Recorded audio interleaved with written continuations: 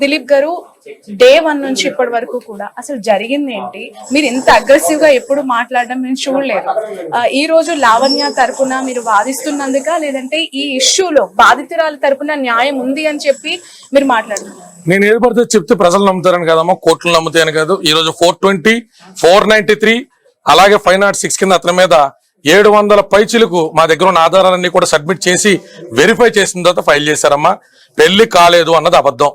ఆ అమ్మాయిని 11 సంవత్సరాలు అతను వాడుకున్నాడు అన్నది నిజం. 11 సంవత్సరాల అమ్మాయికి 2 సార్లు గర్భం దాలిస్తే ఓసారి మిస్క్యారేజ్, ఒకసారి అబార్షన్, ఏం జరిగిందో వాళ్ళిద్దరికి మధ్య మా దగ్గర ఉన్నటువంటి ఆధారాలతో సహా మా దగ్గర ఉన్నాయి. మేము ఈ విషయాలన్నీ కూడా కోర్టు వారికి సబ్మిట్ చేయడం జరిగింది.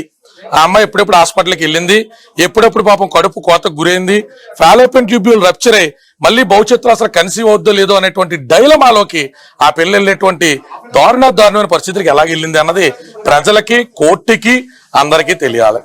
ఈ అమ్మాయిని అతను వదిలేస్తున్నాడు అని అమ్మాయి బ్లాక్మెయిల్ చేయాల. అతని మీద కేసు కట్టడానికి నార్సింగి పోలీస్ స్టేషన్ కి వెళ్ళాల. మొదట రాసి ఇచ్చిన కంప్లైంట్ లో మాల్వి మల్హోత్రా అనేటువంటి అమ్మాయి నన్ను గతంలో బెదిరించినట్టుగానే జైలుకి పంపింది, మళ్ళీ నా అంతు చూస్తానంటుంది, నాకు ఇప్పుడు రాజుతరణ సహకారం కూడా లేదు, నన్ను కాపాడిన మహాప్రభు అని నిస్సారైన అమ్మాయి ఒక హీరోయిన్ మీద కంప్లైంట్ ఇవ్వడానికి వెళ్తే ఆ హీరోయిన్ ఎవరో, నేపథ్యం ఏంటి, చరిత్ర ఏంటని పోలీసులు తేగలాగితే రాజుతరణ డొంక కదిలింది తప్ప అతన్ని బ్లాక్మెయిల్ చేసే ఉద్దేశం అంటే కోర్టుకి ఎక్కడ ఎందుకమ్మా? ఇల్లు ఇచ్చేస్తాను అతనే చెప్పాడు. అంటే మాల్వి ఎంటర్ అవడంతోనే ఇద్దరి మధ్య క్లాషెస్ వచ్చాయా? ఈ ఇద్దరికి గ్యాప్ వచ్చింది అనుకోవాలా? అమ్మ చాలా సార్లు అబ్బాయి ఇంటికి అడపదడప రావడం మానేయడం, కోకాపేటలో తన ఇల్లు అని చెప్పుకుంటుంది. 2017లో ఇద్దరు ఎంటర్ అయినప్పటి నుంచి వాళ్ళిద్దరూ కలిసి ఉంటున్న చోట ఎదుర్కొండ రవీంద్ర గారు ఉన్నారు, చుట్టుపక్కల చాలా మంది సెలబ్రిటీస్ ఉన్నారు.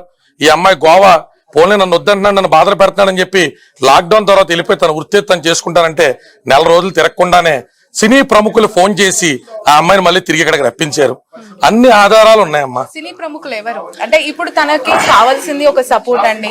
మీ ద్వారా తనకు వస్తున్న సపోర్ట్ ఇండస్ట్రీ నుంచి తనకి రావట్లేదు అనేది ఓపెన్ సీక్రెట్. ఇక్కడ ఎవరు చేసినా చేయకపోయినా ఆ పేర్లు ఎందుకు బయటకు చెప్పండి అన్ని చెప్తాం అమ్మా. కోర్టు పరిధిలో ఉన్నటువంటి అంశం ఇవాళ ఎఫ్ఐఆర్ అయింది కాబట్టి అమ్మా, ప్రతి ఒక్క ప్రముఖుడు ఎవరెవరైతే ఇంటికి వెళ్ళి ఈ పిల్లోండిని వంటలు తింటా ఏళ్లతో ఫోటోలు దిగారో అందరినీ సాక్షులుగా జత చేస్తామమ్మా. అందరూ కోర్టుకి రావాలి.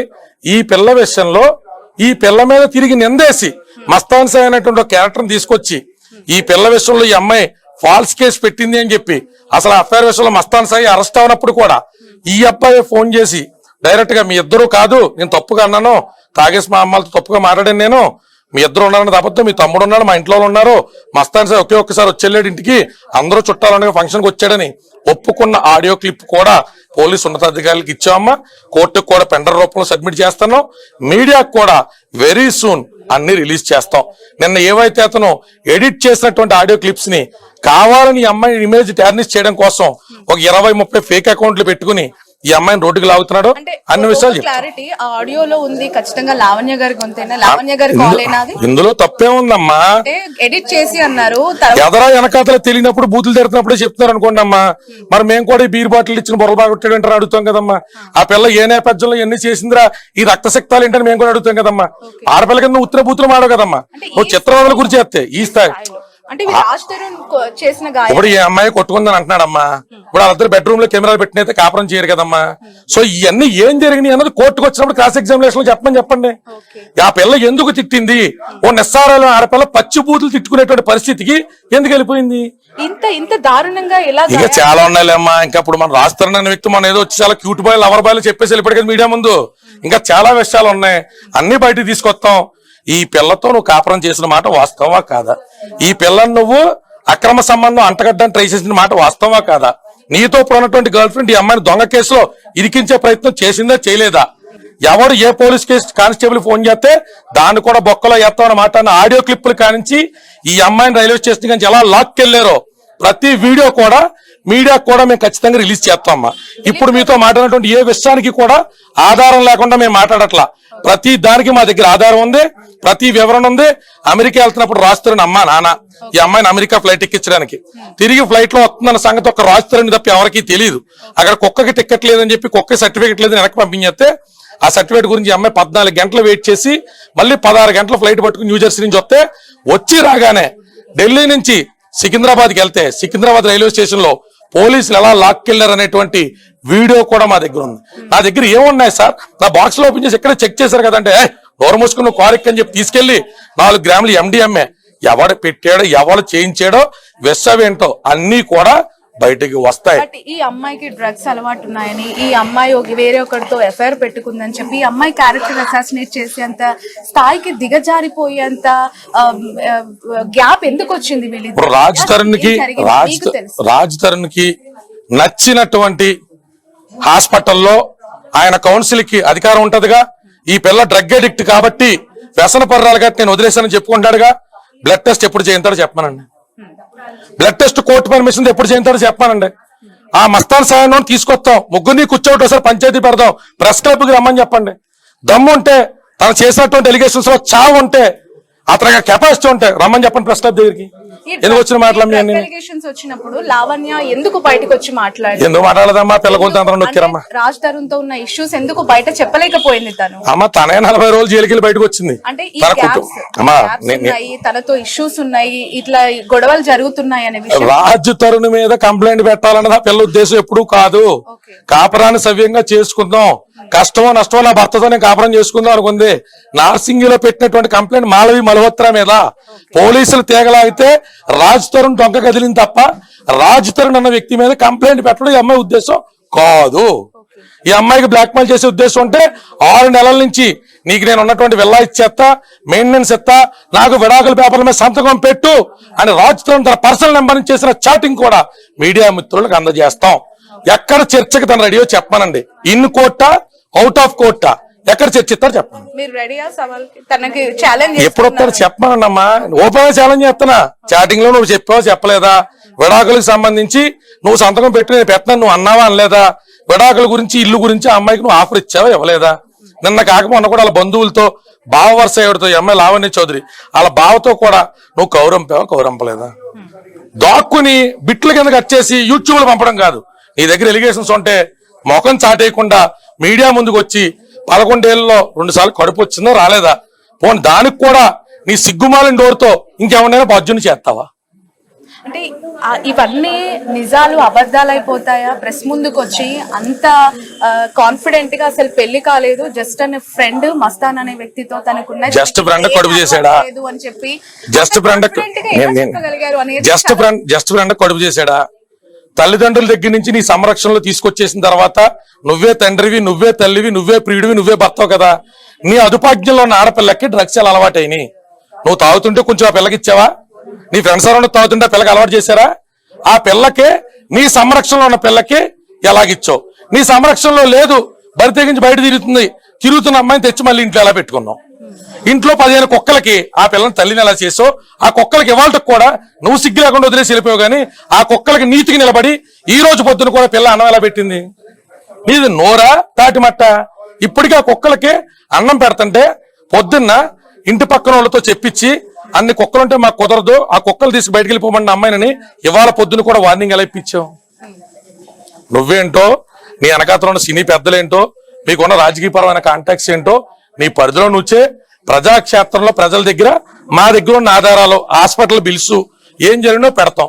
ప్రజలు ఏమంటారు చాలా దగ్గర నుంచి చూస్తున్నారు. అమ్మాయి బిహేవియర్, రాజ్ తరుణ్ బిహేవియర్ చూస్తున్నారు కదా. What is exactly Raj Tarun and Lavanya అని చెప్తే ఏం చెప్తారు? ఇద్దరు ప్రేమించుకున్నమాట వాస్తవం అమ్మా. ఇద్దరు ఇంపల్స్, ఒక మాదిరి ఇమ్మెచ్యూరుడు. అయితే ఇద్దరు కూడా జీవితాన్ని చాలా క్యాజువల్ గా తీసుకున్నారు. ఆ పిల్లకి ఆ పిల్ల, ఈ పిల్లోడికి ఈ పిల్లోడు. పెళ్ళైన తర్వాత అత్తమాంగారాలు పిలుస్తున్నారు కదా, ఫంక్షన్ల గాట్లకి తిప్పుతున్నారు కదా. నాకు అన్ని రకాలుగా ఉన్నప్పుడు రాజ్ తరుణ్ నన్ను ఎందుకు వదిలేస్తాడు అని ఓవర్ కాన్ఫిడెన్స్ తో ఆ పిల్ల పెళ్లిని రిజిస్టర్ చేయించుకోకపోవడం తప్పు. 11 ఏళ్ళు తిరిగిన తర్వాత కొత్త వైబ్స్ అలవాటు అయినాయి కదా అని ఈ అమ్మాయిని ఇల్లు పొలవై చదివించేసుకుందాం అని కూడా రాజ్ తరుణ్ తప్పు. ఎన్నాళ్ళు తిరుగుతావు, ఎన్నాళ్ళు అమ్మాయిలు మారుతావు? 2010లో వీళ్ళిద్దరికి కూడా వైజాగ్ లో పరిచయం అయితే 12-13 లవర్స్ కింద ప్రేమ కొనసాగితే 14న ఈ అమ్మాయికి సంబంధించినటువంటి పుట్టినరోజు, ఆ పిల్లడికి సంబంధించిన పుట్టినరోజు నాడు వీళ్ళిద్దరూ కూడా గుళ్ళో పెళ్లి చేసుకోవడం జరిగింది. తర్వాత ఎప్పుడు కూడా ఈ అమ్మాయి గోవాకి వెళ్ళినా, ఏ ఫంక్షన్లకి వెళ్ళినా, ఆలింట్లో ఫంక్షన్ లో ఉన్నా నల్ల పూసలు వేసుకునే ఆ పిల్ల ఫంక్షన్ లో కూర్చుంది. మరి నల్ల పూసల ఫ్రెండ్ కి వేసేటువంటి అద్భుతమైన కల్చర్ రాజ్ తరుణ్ ఎక్కడి నుంచి వచ్చిందో, మరి అలాంటి విషయాలన్నీ కూడా రాజ్ తరుణ్ అనేటువంటి మహానుభావుడే ప్రజలందరికీ కూడా వివరించాలమ్మా. ఎందుకంటే ఆ అమ్మాయి అబార్షన్ ఫోటోలు మీకు చూపించా, ఇదిగోండి ఆ అమ్మాయి నల్ల పూసలో. ఇది రాజ్ తరుణ్ ఏ గోవా తీసుకెళ్ళినప్పుడు మన అక్కడ హోటల్లో ప్రాబ్లం వద్దనుకుని పెండమిల్లో ఏమన్నా నల్లపూసలు వేసాడేమో కూడా ఆ మహానుభావుడు వచ్చి మీడియాకి వివరించారు. సార్ మాల్వి మల్హోత్రా ఇన్వాల్వ్మెంట్ గురించి, తన ఇంటర్ఫిరెన్స్ ఆ గురించి, పిల్ల శాతం చేసుకోవాలన్నా మా కంప్లైంట్లు పెడతాదో కోర్టుకి ఎక్కుతుందో, బెదిరిస్తుందని తను, ఈమె థ్రెటనింగ్ చేస్తుందని తను ఆడియో క్లిప్స్ అన్ని ప్రముఖ ఛానల్లో ఉన్నాయి. ఇంకా తమ్ముడు చేసినటువంటి మల్హోత్రాని కుర్రాడు చేసినటువంటి ఇన్స్టాగ్రామ్ చాట్లు, నీ అమ్మ నువ్వు కలిపి ఆడి దగ్గర పడుకున్నారా అని చెప్పి అడిగిన అసభ్యకరమైన మాటలు ఈ అమ్మాయిని లావణ్య చౌదరిని వాళ్ళ తల్లిని కూడా అసభ్యంగా మాట్లాడినటువంటి చాట్లు కూడా మేము పోలీస్ స్టేషన్ సబ్మిట్ చేసామా. మాల్వి మల్హోత్రా శాతం చేసుకోవాలి.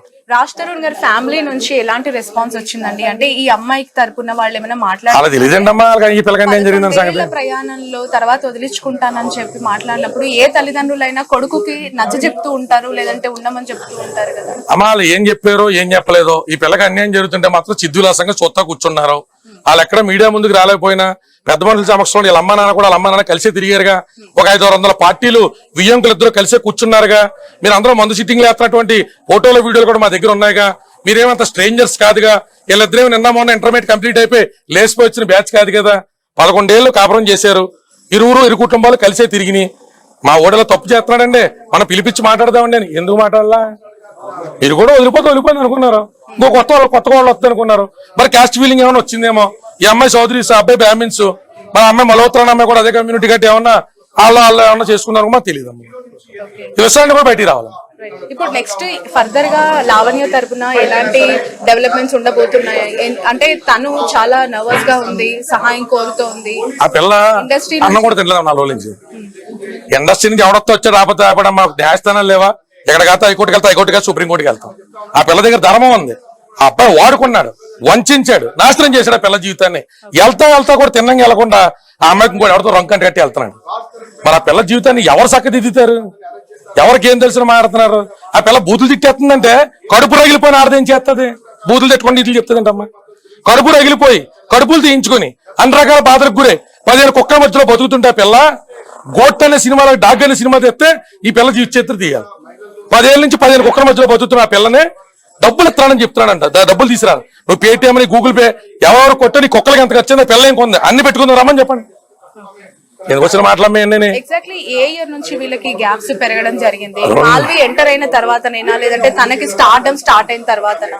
లాక్డౌన్ తర్వాత నుంచి మనోడు చేస్తున్నటువంటి కొంత అనుమానాస్పదంగా ఉన్నా పిల్ల అడ్జస్ట్ అవుతూ వచ్చింది. సినిమా ఇండస్ట్రీ కదా, కొన్ని విషయాలు అంటే పట్టించుకోకూడదు అన్నట్టుగా 1-2 సార్లు చిల్లుబుర్లు ఆడుకున్నా. ఇలాంటి చుట్టుపక్కల ఉన్న సినిమా పెద్దలు వాళ్ళు వీళ్ళ మధ్య పంచాయతీ చేశారు.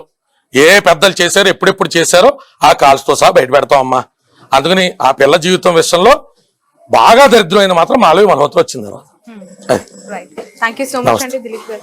సో ఇది మొత్తానికి లావణ్య తరపున ఈ కేసు దగ్గర నుంచి చూస్తూ వాదిస్తున్న అడ్వకేట్ దిలీప్ చెప్తున్న వర్షన్. ఖచ్చితంగా రాజ్ తరుణ్ మాత్రం ఎట్టి పరిస్థితుల్లో వదిలేది లేదు. ఎంతవరకైనా అవసరమైతే సుప్రీంకోర్టు వరకైనా వెళ్తాను, లావణ్యకి న్యాయం చేస్తాను అని తను చెప్తూ ఉన్నారు.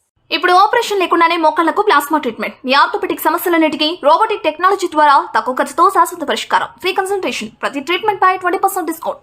ఈ ఆఫర్ కొద్ది రోజులు మాత్రమే. త్వరపడండి. V9 hospitals 9281465842.